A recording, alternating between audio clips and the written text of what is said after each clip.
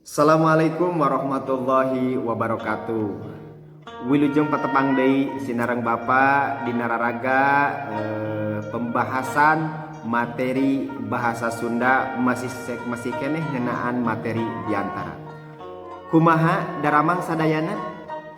Alhamdulillah eta anu dipiharep ku Bapa. Mudah-mudahan anjeun aya dina kasehatan, sinareng mudah-mudahan anjeun oge aya dina lindungan Allah Subhanahu wa taala.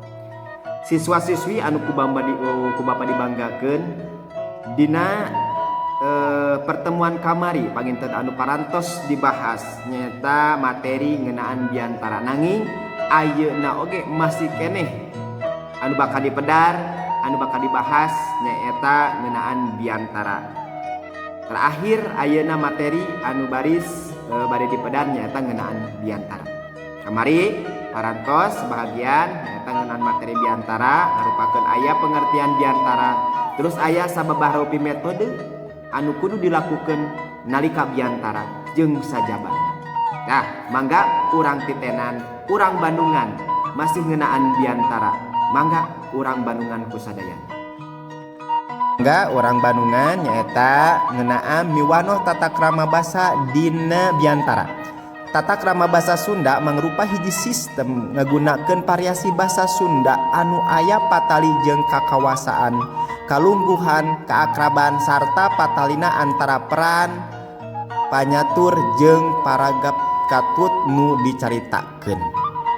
Eta nya ngeunaan miwanoh tata krama basa dina diantara. Anu salajengna wangun tata krama basa Sunda. Wangun tata krama basa Sunda ngawengku dua rupa nyaeta basa kasar loma cohag teu hormat, kadua basa lemes atawa hormat. Eta aya dua pangintennya wangun tata krama dina basa Sunda.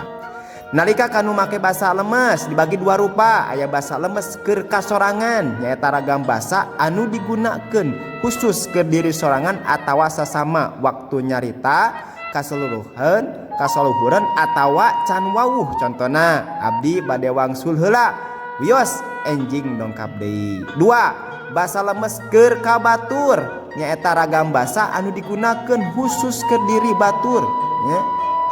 Anu contona saurna Bapak Camat teh bade sumpingna dinten ieu eta contona. Anu salajengna basa lemes nyaeta hormat. Basa lemes nyaeta ragam basa anu umum dipake nyarita kaseluruhan atawa kanu tacan wawuh nya.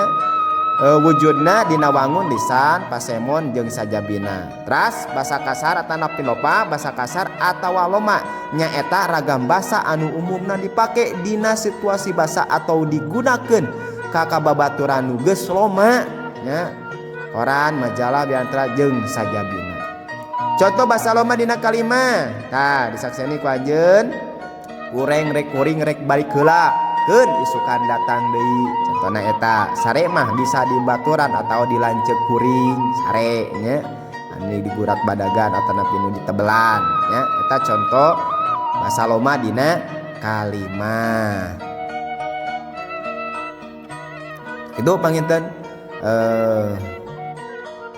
rasa kitu panginten materi anu name dibahas secara singket ngeunaan diantara kin ku hidup ditulis teras fotokeun hasil tulisanna teras dikumpulkeun japri ka Bapa khusus bahasa Sunda di japri ka Bapanya tong hilap dicatat materina mung sakitu tiasa disangakeun dibahasan ku Bapa dina dangat ayeuna kirang langkung nyukeun dihapunten. Assalamualaikum warahmatullahi wabarakatuh.